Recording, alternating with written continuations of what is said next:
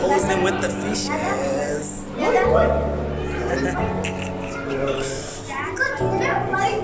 Moving on to the next.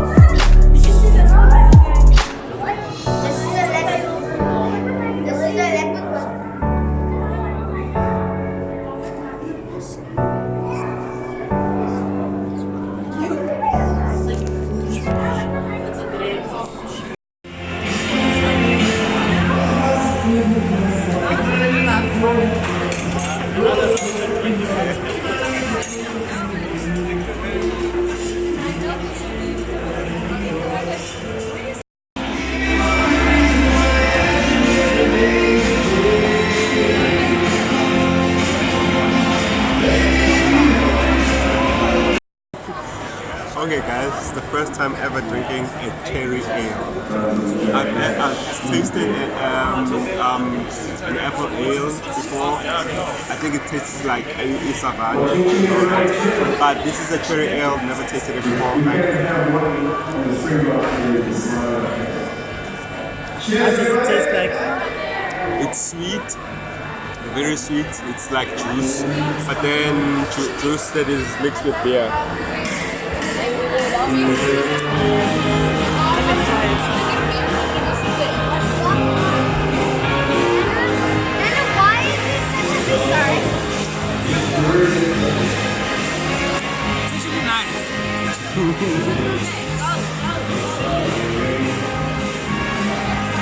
How's the flavor?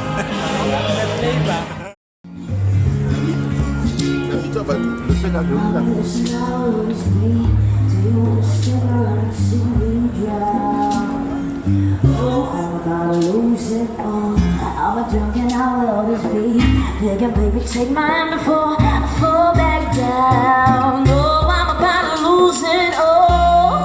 Oh, baby, won't you come back for me?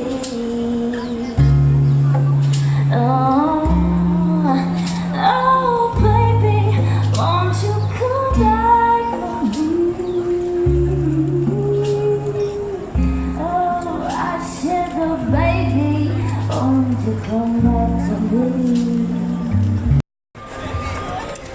So we're walking at the waterfront, and there's a lot of festivity here. Like it's happening. This is where it's happening. It's quite busy and packed. Now that sounds good. Still exploring in this bay, drinking the the cherry cider. Cherry what? Ale. Yeah. Cherry ale. Ah, it's so beautiful here, guys.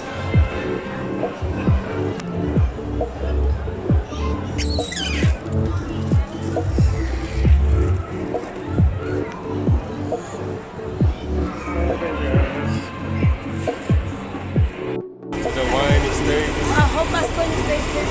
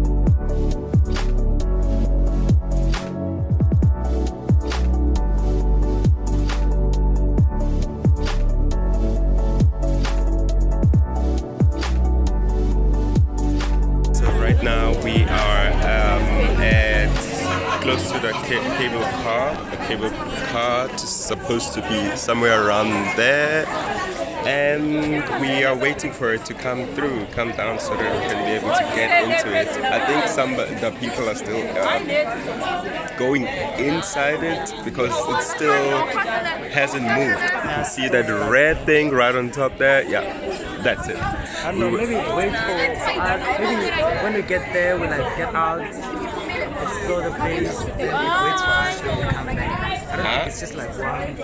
I don't think it just goes and come back. But this one just came back and the people are going up now. But I think it's more interesting there than here. So it will take us, put us there for a couple of minutes, then we come down. Okay, now it's coming down. Look at that. The red cart is coming down a little bit. It's kind of slow, but yeah. But finally we're here. Very close to Table Mountain. Wow, we're at the bottom of it.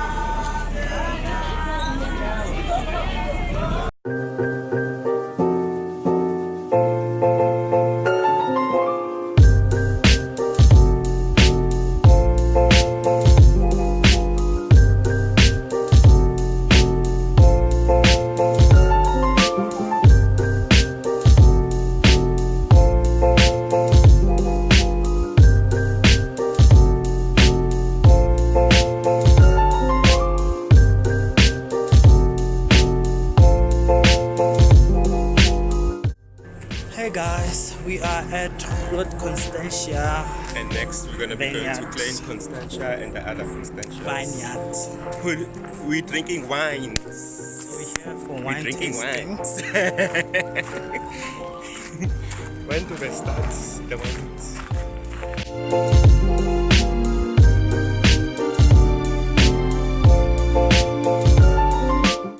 Fall to the crusher, they are crushed. After crushing, the juice will be exposed to oxygen that may cause oxidation of the wine. So to prevent that, we add sulfites immediately after crushing. It prevents the oxidation of the wine, the same chemical that causes the hangover after a heavy wine. So from there we take it to the presser This is where we separate the skins and the juice. But with the white wine, we press it before it ferments, then the red wine will be pressed after fermentation because you need skin contact. At this stage, grape got natural yeast, of which is not organic in the farm. We're killing the natural one to add Saccharomyces cerevisiae, that's a species of the yeast we're using in the farm. So to kill the yeast, you need cooler temperatures or very high temperatures. But for good qualities, we kill it with the cooler temperatures by using these pipes, mesh coolers. They're at 0 to 4 degrees Celsius. That's how cool these pipes are. The grape juice runs through these pipes straight to the fermentation tanks where we add yeast to convert sugar to alcohol, also add acid as well because we have warm climates in South Africa. Our grape got enough sugar with less acid, so we're allowed to add acid.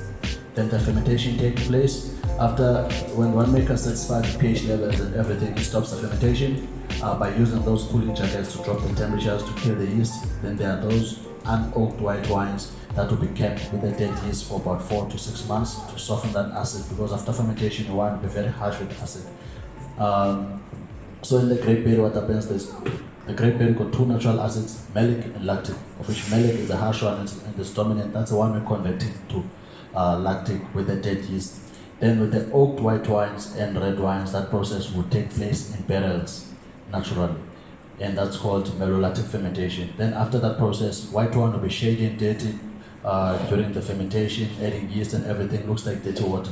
So we need to clarify the white wines. There are those white tanks that you saw there, look like old tanks with a color like the wall. Those are our stabilization tanks. That's how we clarify the wine. We give a wine a color that you know into white wine. But we're adding now the clay called bentonite. So that's a fining agent we use to clarify the wine. We mix it with water, then we pour it in those tanks. When there's wine there, it forms close nets that takes everything down, all the shadiness of the wine, traps it at the bottom of a tank, and the wine will be clear at the top. Then we take the clear wine to the cleaner tanks to clean the clay out of those tanks, because what happens, after adding clay in your wine, it forms crystals, small solids looking like broken glasses in your wine, of which they are not appealing. So to remove those, we need to rack it back those tanks, and those tanks can be frozen as well. So we freeze them, but alcohol doesn't need to freeze, but solids float to the bottom in cooler conditions. They need to be trapped there. Then we rack the clear wine to the filter, of which filtering works like a strainer, where we trap all the sediments that are left, and that's the last process of clarification of the wine. After that, it's bottled. After bottling, it's labeled, and white wine is enjoyed while it's still fresh, but we sell out with the current vintage that we have before we release the new one. So moving on to the red wines, it will be crushed. After crushing, we don't press it, we kill the yeast. Then with the skins, we take it to the fermentation tanks, because the skins contains the color. You get in your wine flavors, you get in your red wine tannins as well. The bitterness and the astringent taste that you get in your red wines, that's the one that gives the wine a structure in the bottle to age. That's why red wine can age for a very long time in a bottle than a white wine. White wine can go for 3 to 5 years of maturation in a bottle, depending if it was wooded. The wooded ones can go for about 9 years. But with the red wines, you can age it for even more than 30 years, depending on the style of the winemaking, because you get red wines that are made to be enjoyed while they're still young, like the entry-level wines. Then you get the ones that are heavy, that need to be laid in a bottle to enjoy them. Those are cooling jackets to control the temperature of the fermentation, because we harvesting during the summer, temperatures are very high. After adding yeast in your grape juice, temperatures keeps on heating up, and if you don't stop that, that might kill the yeast and ruin the winemaking process. So to prevent that, there'll be cooler water through those blue pipes around the tanks to drop the temperatures down, and each tank got a reading where we read the fermentation temperature as well. And for more, allow us to move on to that corner.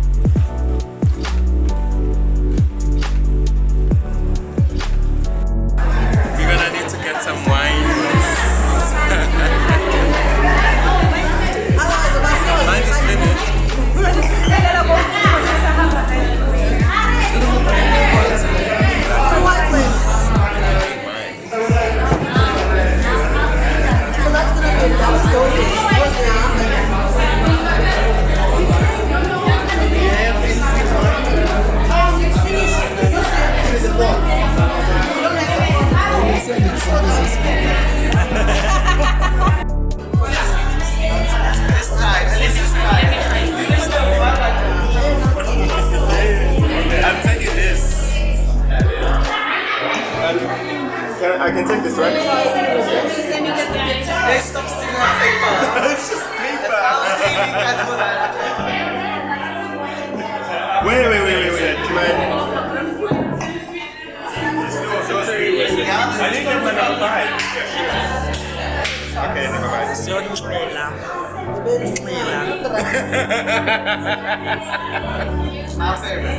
Use your favorite, yeah? So trailer.